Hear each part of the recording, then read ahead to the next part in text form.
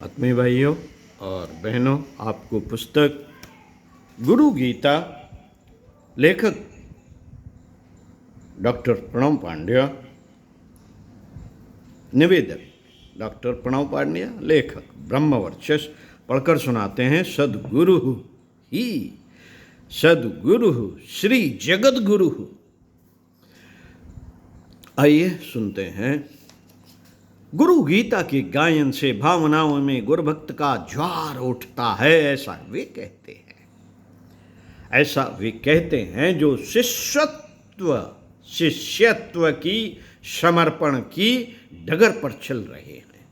इन भावनाशीलों को प्रतिमास गुरु गीता की अगली कड़ी की प्रतीक्षा रहती है। उनके मन में बड़ी अकुलाहट, बड़ी त्वरा होती है। श्वास श्वास में गुरुदेव का नाम, मन में उनका चिंतन, भावनाओं में उनकी ही करुणापूर्ण छवि, यही शिष्य का परिचय है। जो शिष्य होने की लालसा में जी रहे हैं, उन्हें सब कुछ मिलेगा। उनकी राहों में भले ही कांटे बिछे हों, पर जल्दी ही उनकी डगर में फूल खिलेंगे। बस धीरज और साहस का संबल नहीं छोड़ना है। सदगुरु ही जीवन की एकमात्र सच्चाई है। उनके चरणों की छांव में अध्यात्म विद्या के सभी रहस्य अनायास मिल जाते हैं।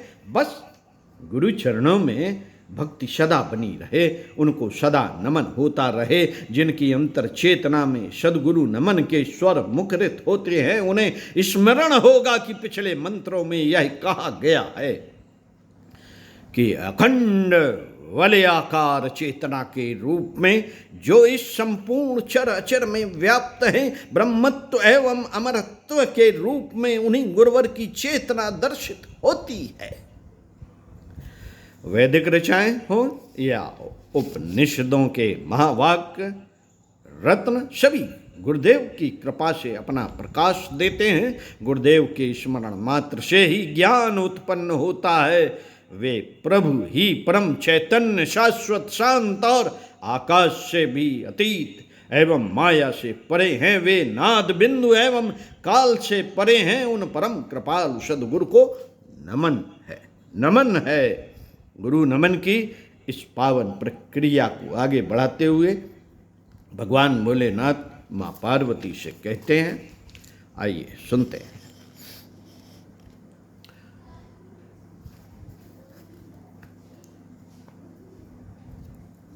स्थावरं जंगम चैव तथा चैव चराचरं व्याप्तं येन जगत् सर्वं तस्मै श्री गुरुवे नमः।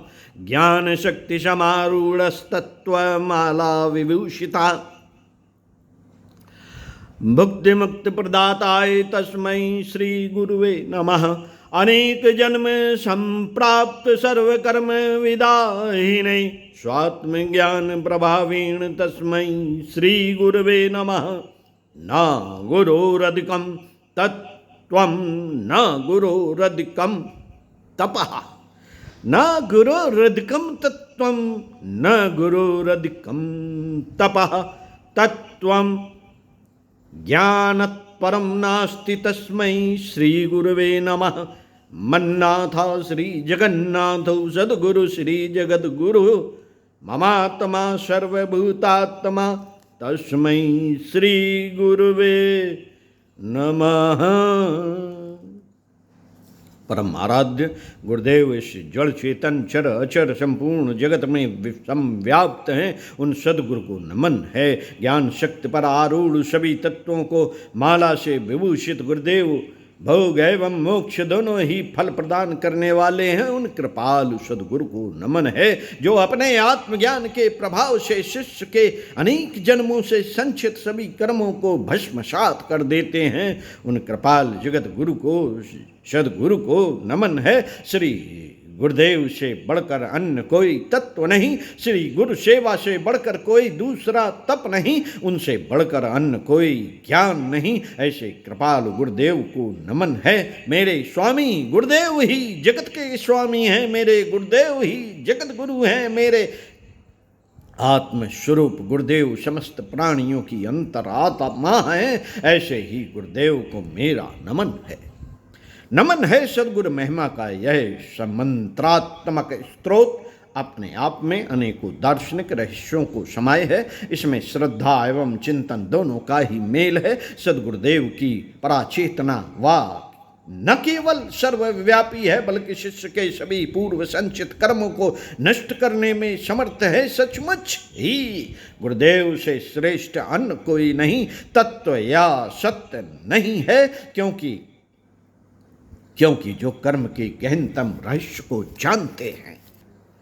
जानते हैं उनके लिए यह बड़ा ही स्पष्ट है कि कर्मों के क्रूर कुटिल कुचक्र से गुरुदेव ही उबारने में समर्थ होते हैं। तभी तो गोस्वामी तुलसीदास जी ने मानस में कहा है, गुरु बिन भव निधि तरई न कोई, गुरु बिन भव निधि तरई न कोई, जौ विरंच शंकर सम होई।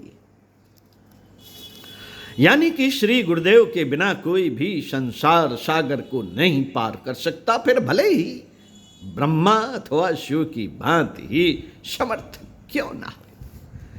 इस सत्य को उजागर करने वाली एक सच्ची घटना यहाँ पर कहने का मन है। इस घटना का मनन करके श्री गुरुदेव की कृपा का अनुभव किया जा सकता है। यह सत्य कथा रूपी संत गुरुजीएफ एवं उनके एक शिष्य ऋषिल मिनकोव के बारे में है। गुरुजीएफ महात्मा कबीर की भांति बड़े अक्कड़ फक्कड़ संत हुए हैं। कौन? गुरुजीएफ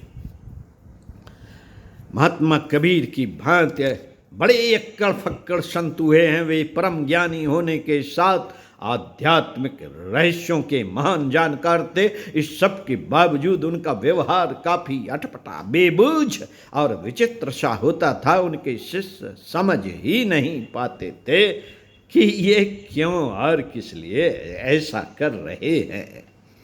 पर शायद यही शिष्यों की परीक्षा का उनका ढंग था। इसी कसौटी पर वे शिष्यों की श्रद्धा को जांचा परखा करते थे। जो इस जांच परख में सही पाया गया वही आध्यात्मिक ज्ञान के लिए सुयोग्य पात्र समझा जाता था।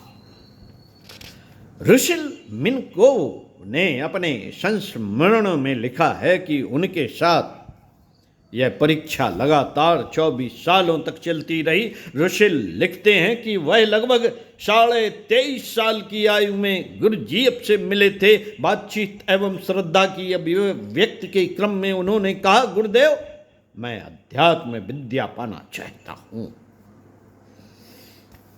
शिष्य की इस चाहत पर गुरुजीएफ बोले, ठीक है मिलेगी, पर देख पांव जमा कर इस कोठरी में रहना, जो भी हो उसे सहना, भागना मत।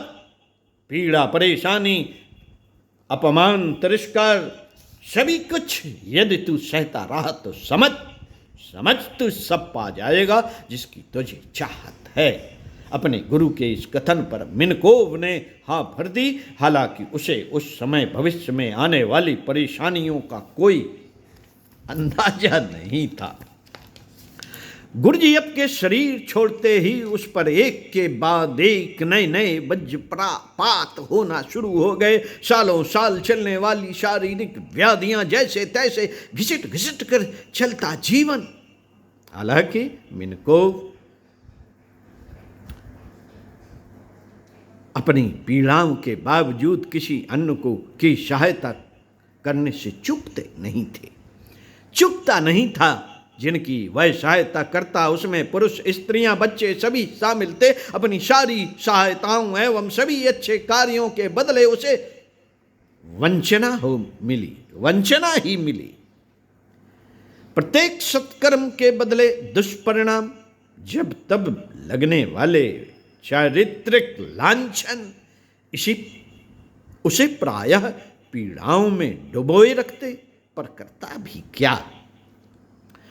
करता भी क्या श्री गुरुदेव को दिया गया वचन था। ऐसी ही विपत्तियों से झीझते 18 वर्ष बीत गए। हालांकि संकट यथावत थे।